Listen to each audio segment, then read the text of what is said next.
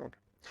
So we saw from the last example that in a sequence like the Fibonacci sequence, the inductive definition was quite easy, but the general term was more complicated. Fortunately enough, we don't need to find the general term, that is the function in explicit form, to find its limit, okay, for an inductively defined sequence. Okay. So let me just say that we can find, okay, limits of when inductively defined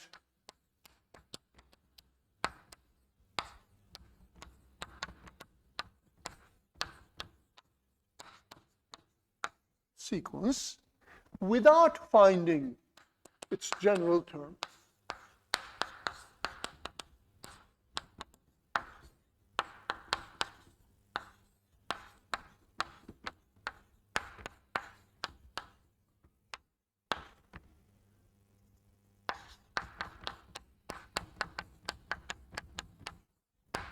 Explicitly.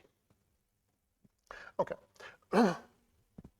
I will demonstrate this in two examples, which will lead us to a very important theorem. So let us consider the following examples.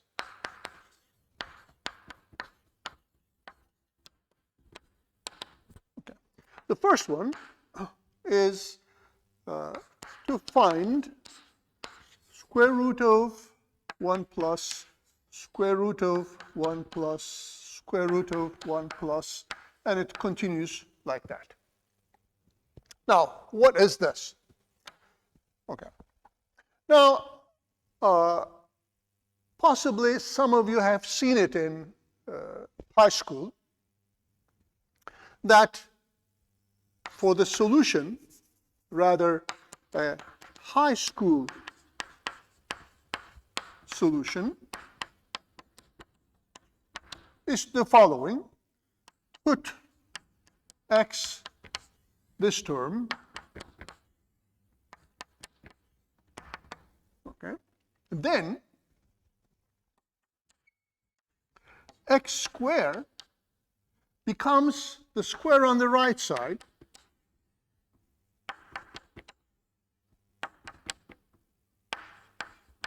but since we continue up to infinity, the second term is the same as x, so solve x from this equation. Okay. One gets 1 plus minus root 5 over 2. Okay. But clearly, x cannot be negative because you are just adding positive terms, taking positive square roots. Okay. So since x cannot be negative, we get x equal to 1 plus square root of 5 over 2. The other one is a negative root. Well, this is acceptable in high school, but we have to be more careful. Now, for the second one, okay, let us try to use this argument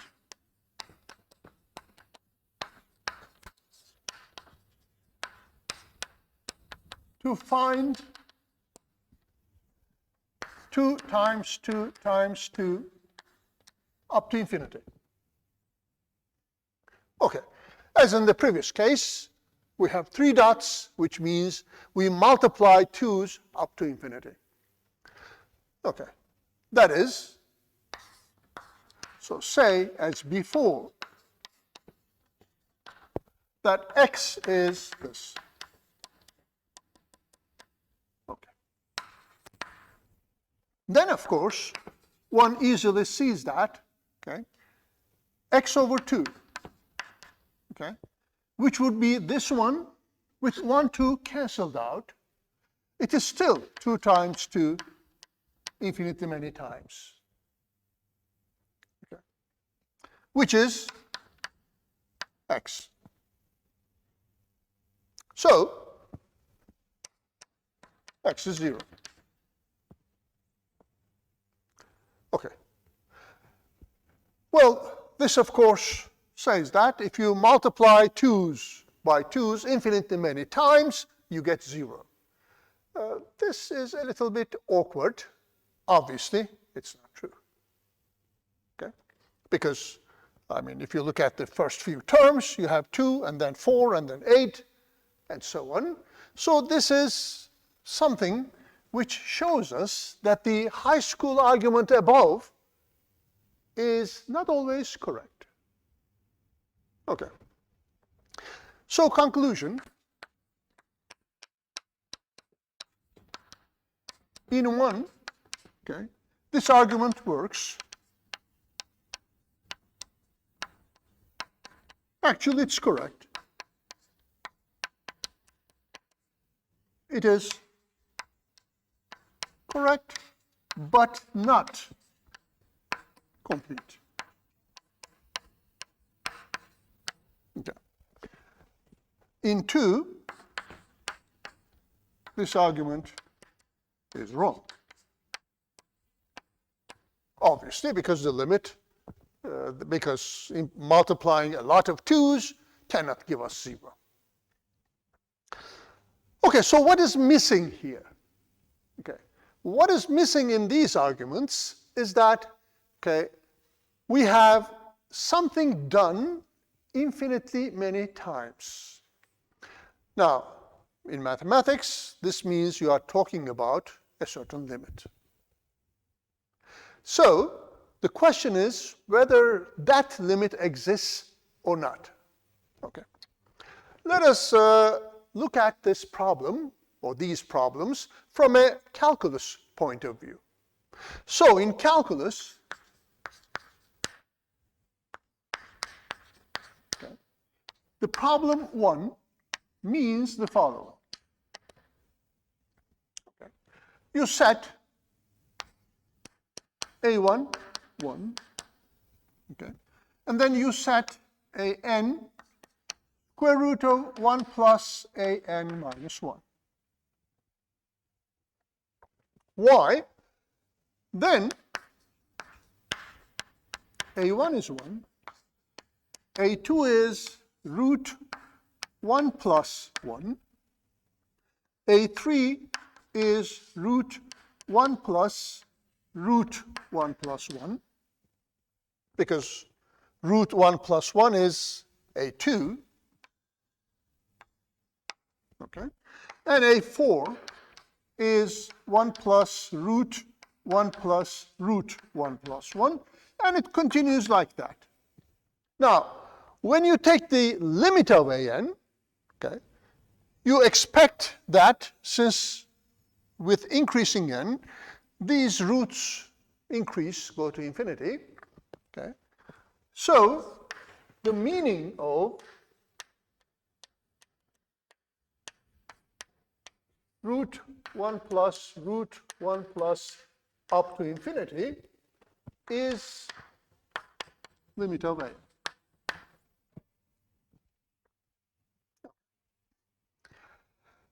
So, you have an inductively defined sequence actually, and when you calculate this expression and doing it up to infinity, you are talking about the limit of an. This is a way of representing it, even though we are not conscious of that. Okay, so the question is, what is limit of an?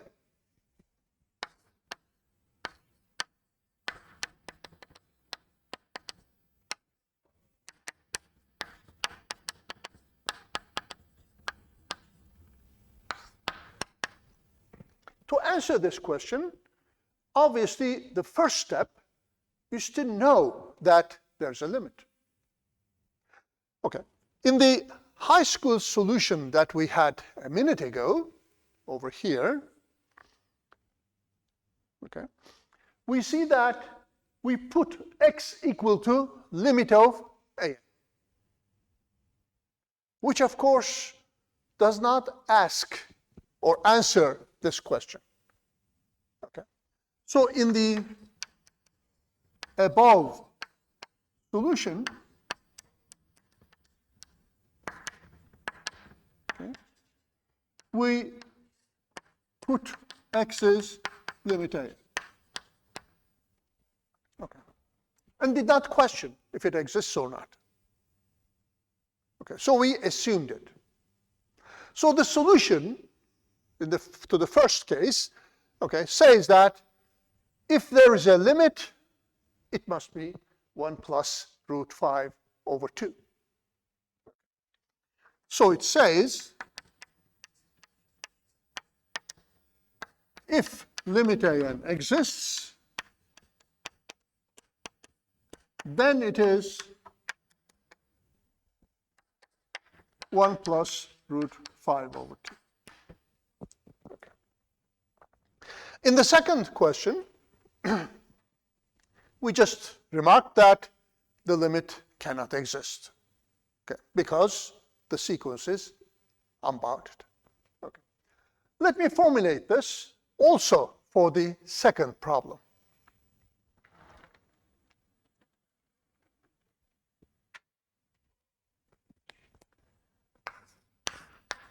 Two means the following. A1 is 2. An is 2 times an minus 1. Okay. And, okay, so 2 times 2 times 2 up to infinity is nothing but limit of an. Okay.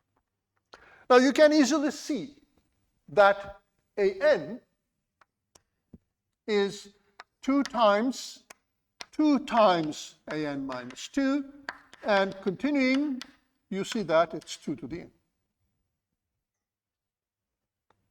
But then, of course,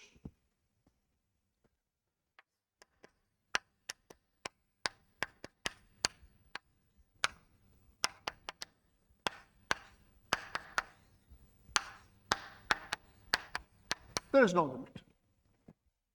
So if you don't ask this question, whether there is a limit or not, okay, then what you do can be nonsense, as in the second problem, the second so-called solution. We found limit of 2 to the n equal to 0. That's, of course, not true. Okay. So that argument is totally wrong. Returning back to the first problem, okay, how can we be sure that limit an exists? Okay. This is not an easy thing to answer. Just putting x equal to limit an does not work, of course, because it is not known at that point.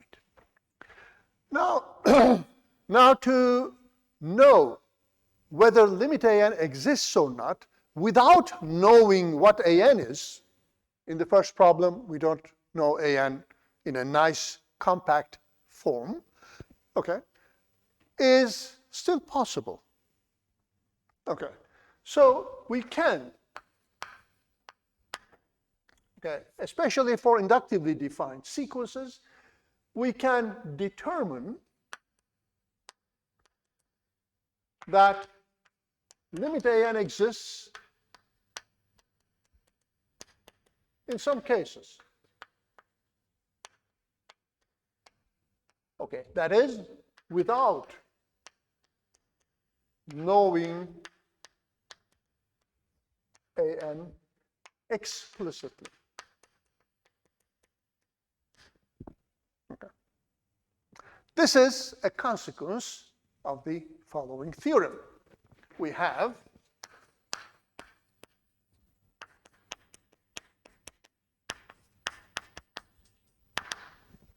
the following theorem. Let an be an increasing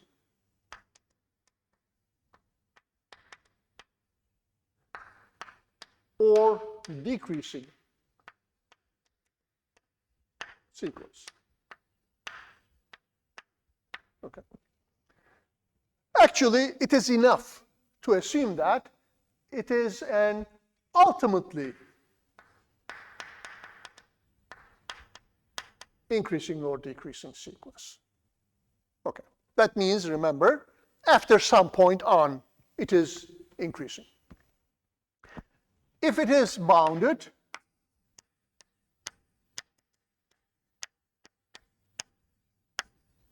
then limit an exists. Now, this theorem does not help us find this limit value, but it tells us that there is a limit. Okay. And the argument we had before, recall, says that if we know there's a limit, because it's inductively defined, we can find it. So combining the two, this works. Okay. Well, let us see why an increasing or decreasing sequence which is bounded has a limit. First of all, okay, bounded means that absolute an has an upper bound and a lower bound. Well, we will prove it for an increasing sequence, not necessarily ultimately. So, okay, say an is increasing. And bounded. Of course, if it's bounded, it means it's bounded from above as well. So it's bounded from above.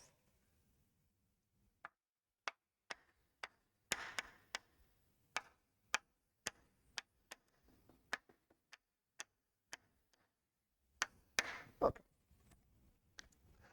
Now, it is perhaps the most important property of real numbers that if you have a subset of real numbers which has an upper bound, it must have a smallest one.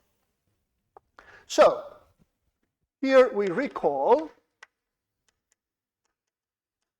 that if a subset of R is bounded from above,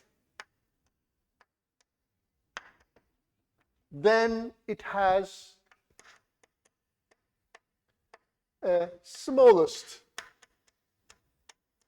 upper bound.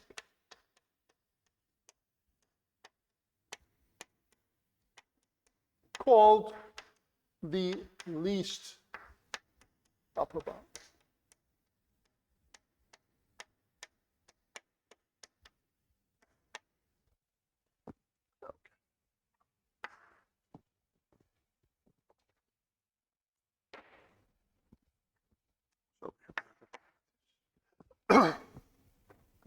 Now we claim that this smallest upper bound of the values of an is the limit.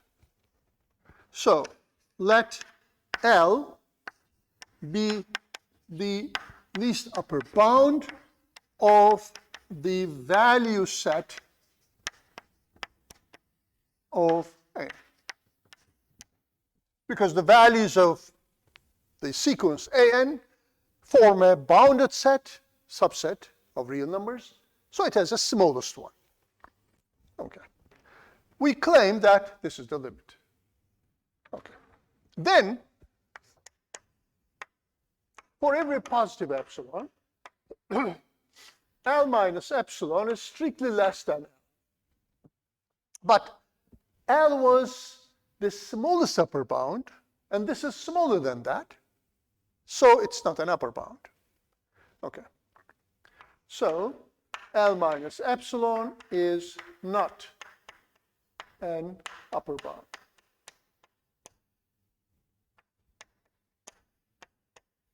For AN.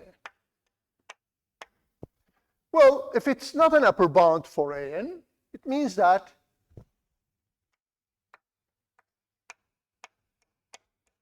this is not true for every n. Say AN0 satisfies the opposite inequality. Okay. Then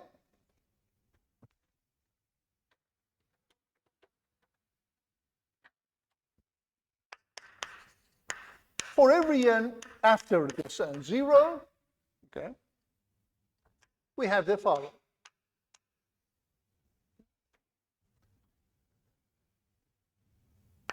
L minus epsilon is strictly less than an0, and this is less than an. The reason is an is an increasing sequence here. Okay. And an is less than or equal to L because here L is an upper bound.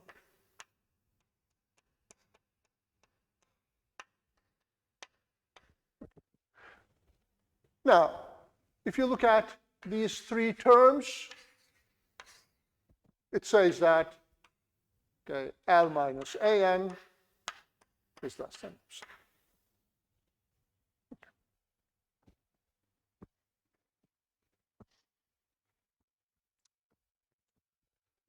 So now, let us look at the formulation.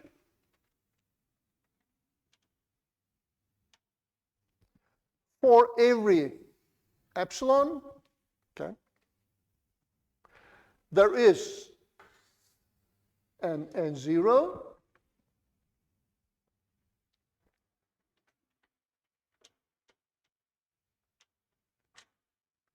for every n after n0, we have this. This says that limit an is n. Okay. So a bounded increasing or bounded decreasing sequence has a limit. Now to show that in the first example, an is increasing and bounded, okay, we have to work a little bit. And then by this theorem, we can say that it has a limit. Once we say it has a limit, by the high school methods, we can find it. It is valid after that. So, let us continue with that.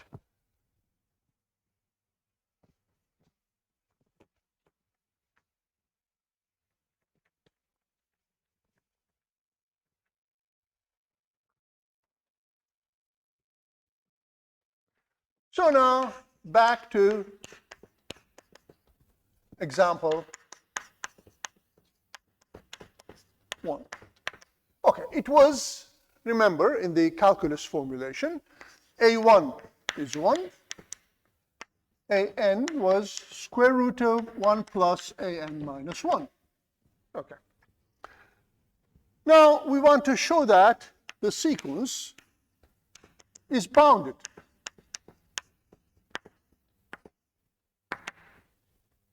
Without finding what an is. Actually, it's not practical to find it anyway. Okay. Well, we cannot guess a good upper bound for an, so you can just put a very large number as a trial. Okay. So put a large number as an upper bound. That is, okay, try your chance.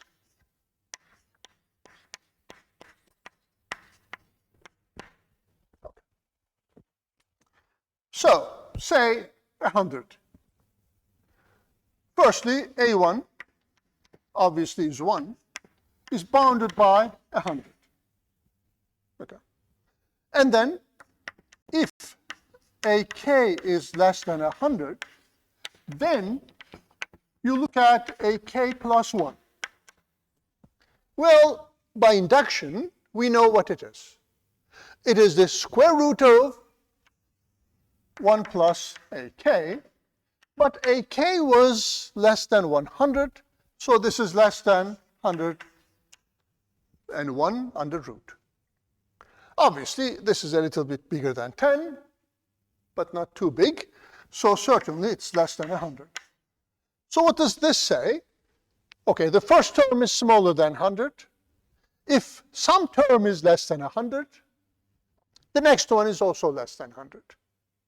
Well, so by induction,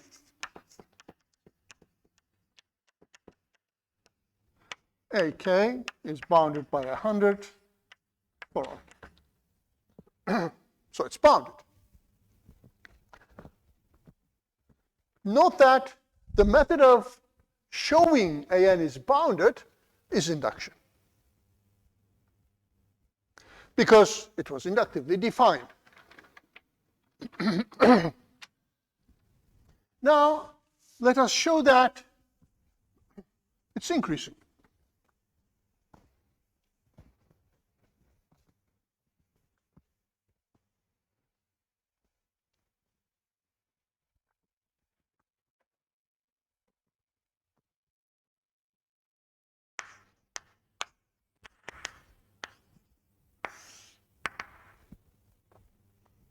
Well, we will again use induction. Okay. First of all, compare A1 with A2. Well, from the defining property of AN, A1 was 1 already, and A2 was root of 1 plus A1, which is square root of 2. And of course, we know that square root of 2 is bigger than 1. So it's okay. Now, suppose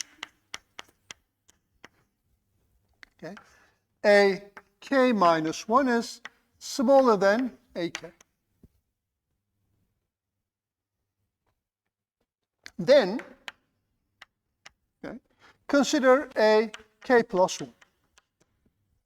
Now, according to our definition again, this is square root of 1 plus AK. But AK is bigger than AK minus 1, so we have this. Okay, this is induction hypothesis.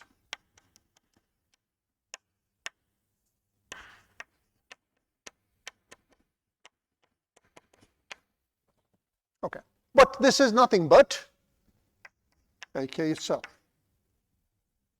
So, okay, if in the previous comparison AK is bigger, if you compare AK with the next term is bigger. So, by induction,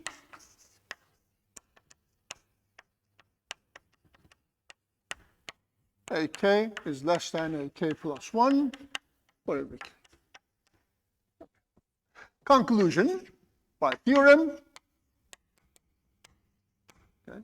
limit AN exists. And then proceed to find this limit. So say now X is limit AN. Okay.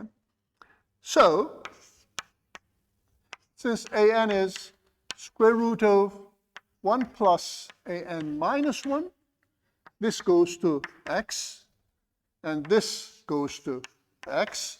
So X is root 1 plus X, and so on.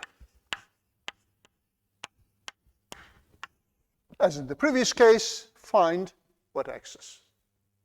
Okay, it will be the positive root again, and so on.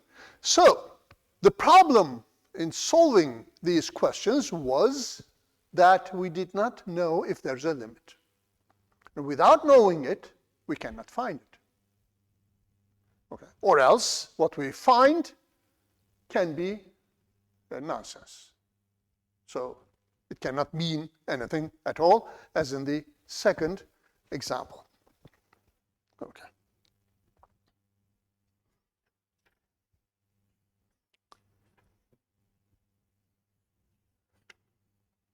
Now, this concludes our discussions on sequences, but before stopping, I want to talk about one more thing, which is an important and practical thing, so it will help to know it. We will not be discussing subsequences, which is an important feature of sequences. Okay? So let me say an addendum. Okay. Namely, given a sequence, an, okay, with real values as usual. Okay. Suppose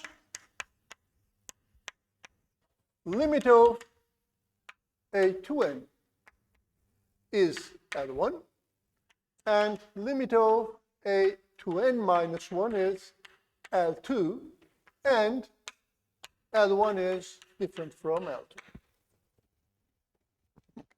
Then, okay, limit of an does not exist. That is, an is divergent.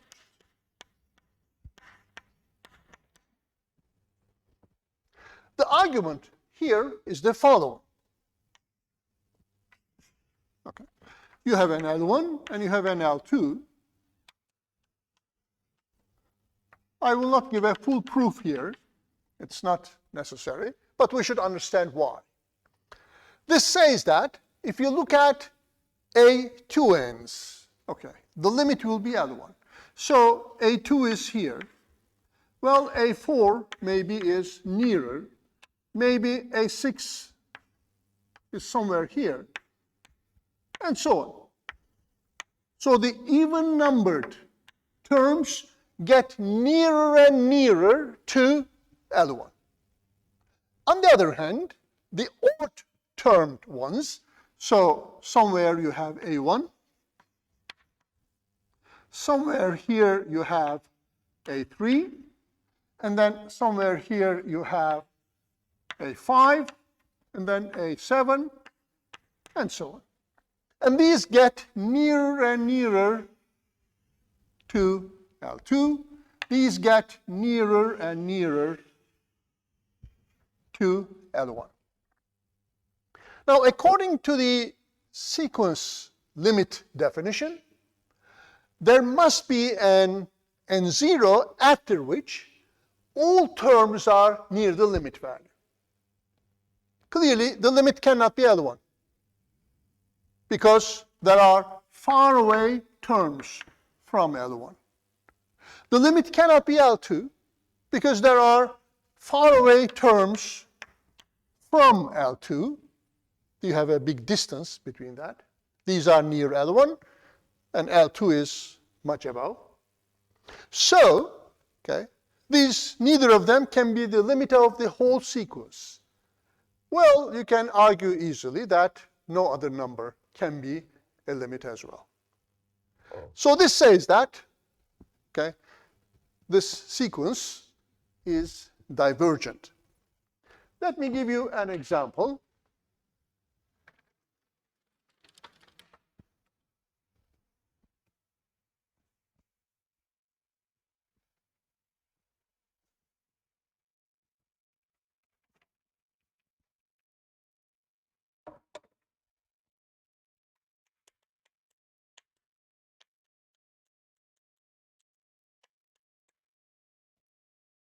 Let us calculate the limit of minus 1 to the n.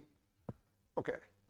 Before, in our lecture, we said that this limit does not exist. but we did not explain it strictly in a rigorous mathematical argument. So, as the above observation, we check, okay, a to n. Clearly, if you call this an, a to n would be minus 1 to the 2n. It would be 1, so its limit would be 1. On the other hand, a to n minus 1 would be minus 1 to the 2n minus 1. It would be negative because it's an odd power, so its limit would be minus 1, and they are not equal. So, by above argument, limit of minus 1 to the n does not exist. This sequence is divergent. Okay. Or let me give you a different example. Okay. Say you have sine of n pi over 3.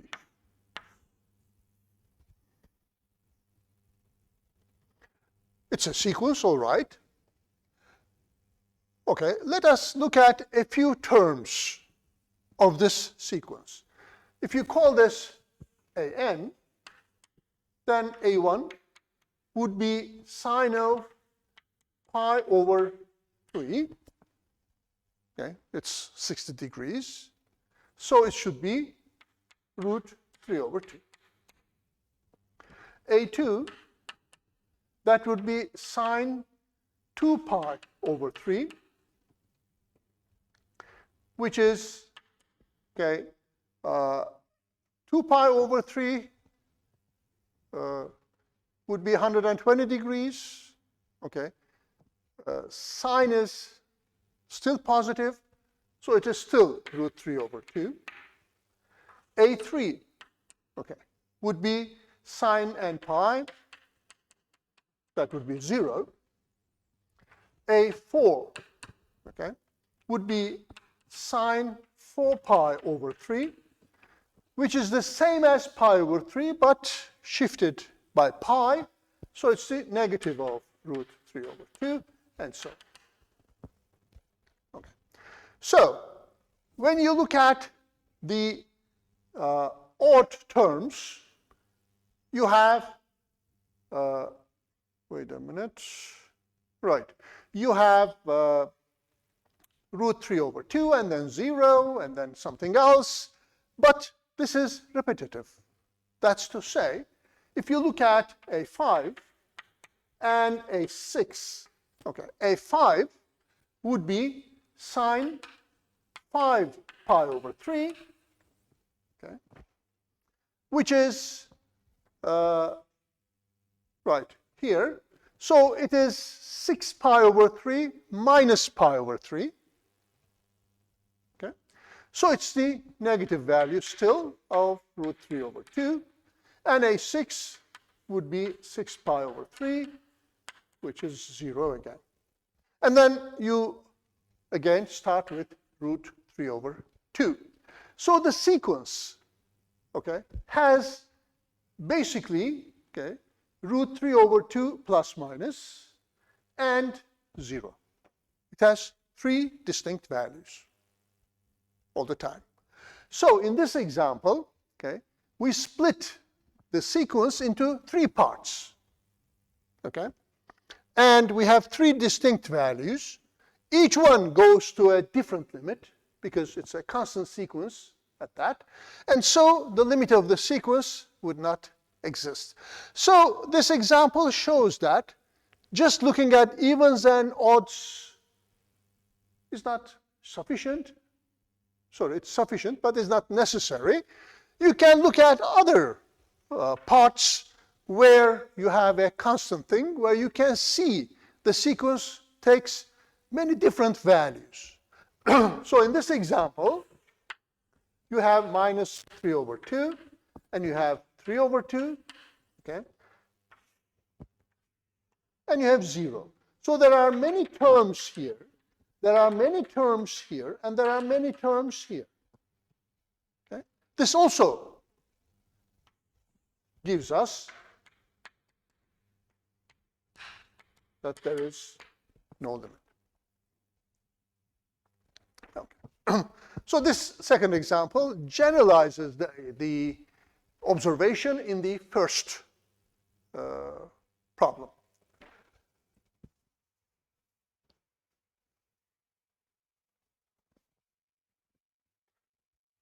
Finally, okay, let me state that as a theorem. If limit of the even terms is L exists, and limit of odd terms is L, then limit of AN is L. Okay.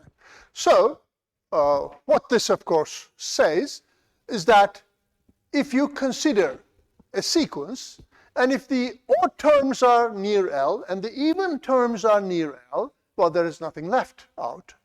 So the whole sequence should be near L. I will not attempt a proof of that, but the nearness of these terms to L may differ. Okay, let me just give you a final example to show this. Let AN be the piecewise defined function. Okay, say it is n over n plus 1 if n is an even number, and let it be, say, n squared over n squared plus 1 if n is 2m minus 1. For odd terms, it's n squared over that. For even terms, it's n over n plus 1. Then, of course, limit of a 2m, if this is n, okay, would be 2m over 2m plus 1. It would go to 1. If you look at a 2m minus 1, this would be limit of, okay, n squared over n squared plus 1. So it is 2m minus 1 squared over 2m minus 1 squared plus 1. That's n. And clearly, this limit is also 1. But the nearness of 2m over 2m plus 1 to 1, and the nearness of n squared over n squared plus 1 to 1 are different. Which means that in finding your n0, the n0s for this part and for this part may be different. So you take the larger one. Okay. So it says that limit an is 1. This will be all about sequences. Our next video will be about infinite series.